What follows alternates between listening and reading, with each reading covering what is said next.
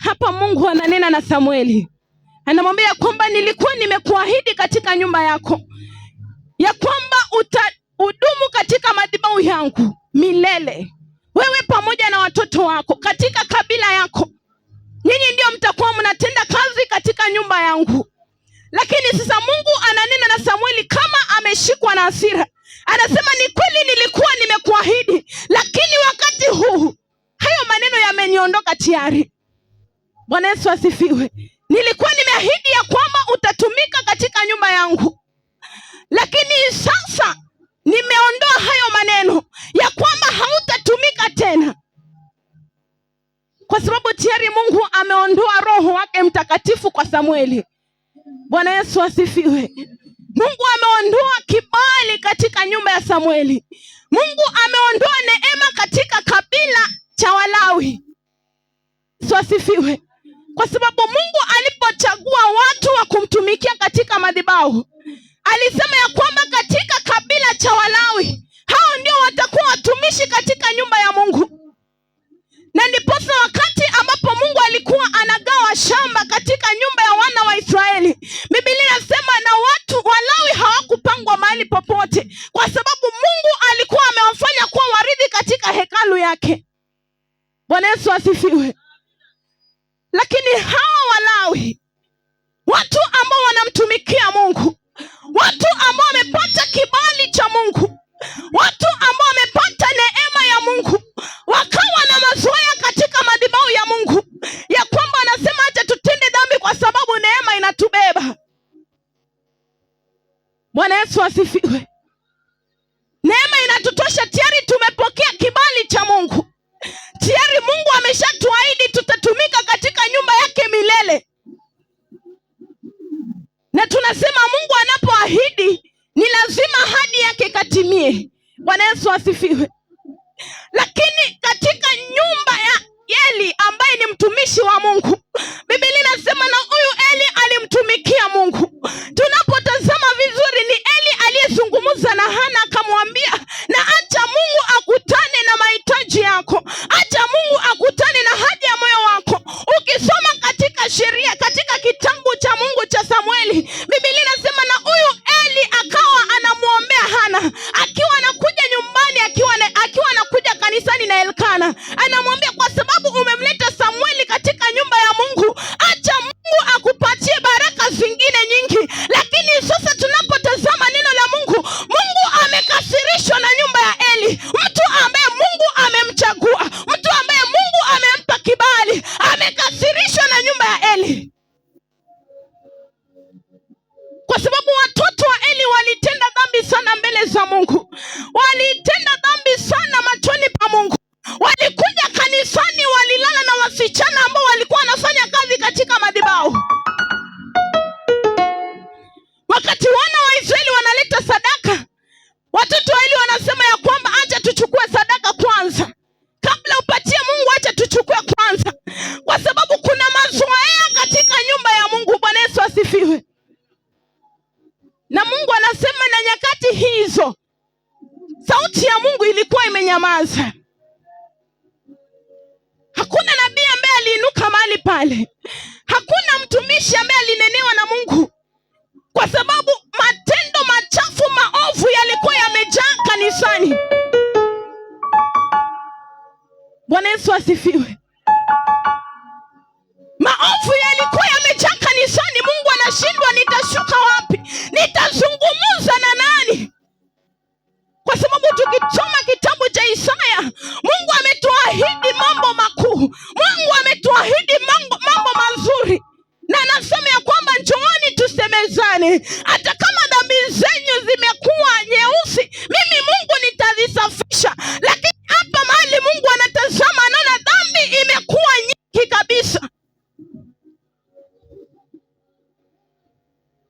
Unapata kanisani praise and worship, watu wanafanya tu mambo maovu, lakini bado wanazidi kuimba nyimbo za sifa. Bwana Yesu asifiwe. Mtu ni mlevi, lakini akija kanisani, yani anakunywa pombe akijificha, lakini akija kanisani ni mtakatifu wa ajabu. Mtu ni mkora, hata hizi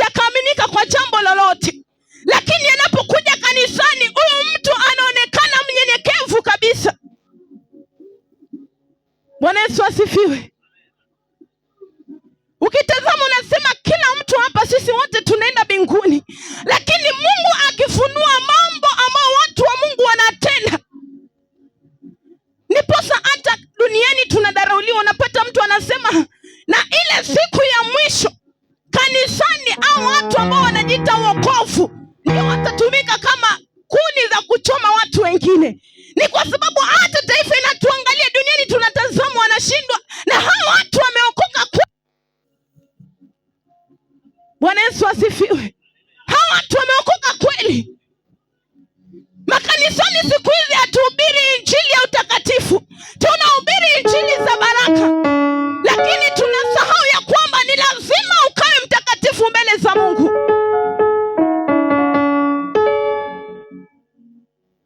Lakini katika topiki ya leo ni kwamba Mungu asiondoe Roho wake Mtakatifu ndani mwetu.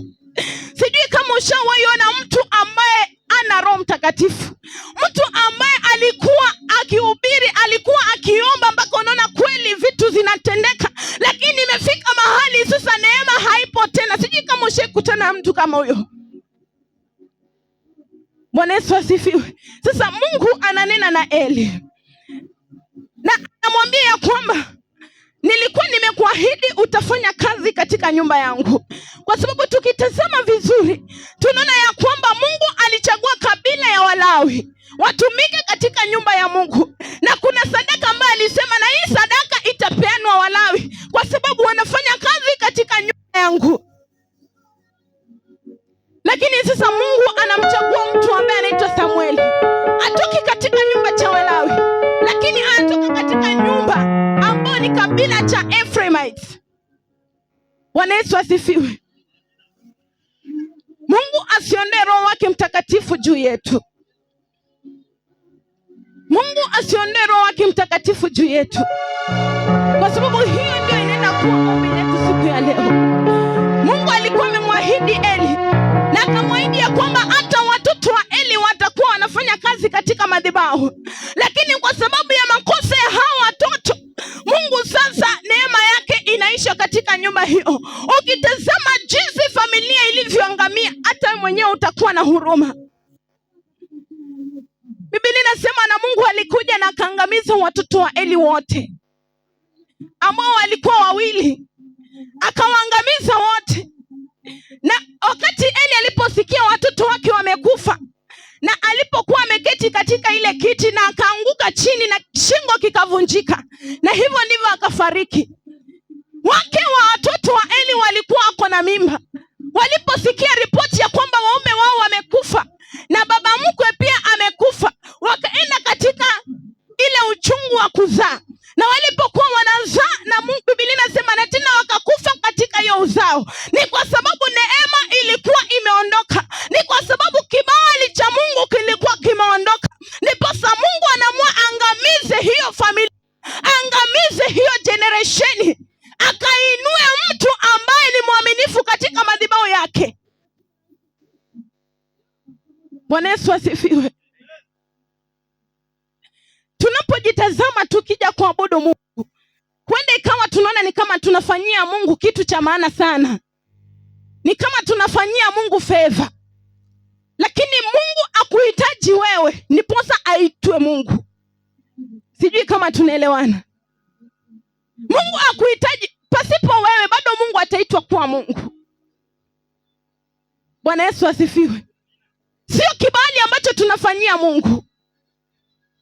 Hatumfanyii Mungu huruma kwa kumwabudu, kwa sababu Mungu wakati ambapo nainuka na kiburi na kujiona ya kwamba unaweza peke yako pasipo Mungu, Mungu tayari anakuondoa na anainua mtu ambaye ni mnyenyekevu. Biblia inasema ya kwamba anainua mtu ambaye atafanya kazi kulingana na mapenzi ya Mungu. Bwana Yesu asifiwe. Mtu ambaye atafanya kazi kulingana na sauti ya Mungu. Kitu ambacho kinafanya Mungu aondoe Roho wake kwetu, kwa sababu hata Eli anaeleza watoto wake, mnapomfanyia Mungu makosa, ni nani atakuja kuwatengeneza uhusiano wako na Mungu? Kwa sababu unapokosea jirani yako, kuna uwezekano Mungu akaintervene, lakini sasa wewe umekosea Mungu, ni nani ataingia pale katikati? Bwana Yesu asifiwe. Kitu ambacho kinatufanya tunapoteza roho wa Mungu katika maisha yetu, tunapoishi katika dhambi. Biblia inasema na miili zetu ni dhabihu na ni hekalu kwa Mungu. Tuifanye kuwa takatifu, tuitoe kama dhabihu kamili mbele za Mungu. Wakati ambapo unafanya usherati, unakuwa ni kama umekosea Mungu, kwa sababu mwili wako ni hekalu ya Mungu, na ile roho ambayo Mungu ameweka ndani mwako inaondoka. Bwana Yesu asifiwe. Wakati ambapo unaishi maisha ambayo si haipendezi Mungu, inaondoa ile roho wa Mungu katika maisha yako. Utajipata ya kwamba unajua Mungu kuua familia ya Eli, ndiposa ananena katika maisha yetu. Tunapoishi katika dhambi tunakufa. Bwana Yesu asifiwe. Tunakufa kwa njia gani? Anaondoa ule roho wake mtakatifu kwetu. Utakuwa uko tu, lakini uko mkebe, hakuna kitu ambacho uko nacho.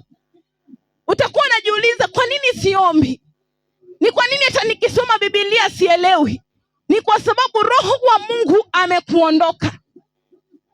Bwana Yesu asifiwe. Ni roho anatusaidia, si kwa nguvu zetu kuelewa neno la Mungu, lakini kwa sababu ya Roho Mtakatifu tunaelewa. Kwa sababu ya Roho Mtakatifu anatupatia nguvu ya kushinda yale majaribu ambayo yako mbele yetu. Bwana Yesu asifiwe. Sasa neno la leo ni kwamba Mungu asiondoe Roho wake Mtakatifu katika maisha yetu. Mungu atusaidie tuishi maisha ya utakatifu, kwa sababu inawezekana. Bwana Yesu asifiwe. Inawezekana kuishi maisha ambayo Mungu anataka, inawezekana. Sijui kama tunaelewana. Tunaweza ishi jinsi Mungu anavyotaka kama sisi tutakubali jinsi Mungu anasema, na tusemezane na yeye, tuachane na yale maovu ambayo tumetenda, na tukuwe na msimamo ya kwamba tumeachana nayo, na Mungu tunataka tufocus mbele. Hata kama tulikuwa tumefanya dhambi gani, lakini sasa tumeachana nayo, tunataka kuishi maisha utakatifu. Ndipo Mathayo inasema, and blessed are the righteous, for they shall see God. Wamebarikiwa wale watakatifu, kwa sababu watamuona Mungu. Usipokuwa mtakatifu hautamuona Mungu. Bwana Yesu asifiwe. Usipokuwa mtakatifu hautamuona Mungu.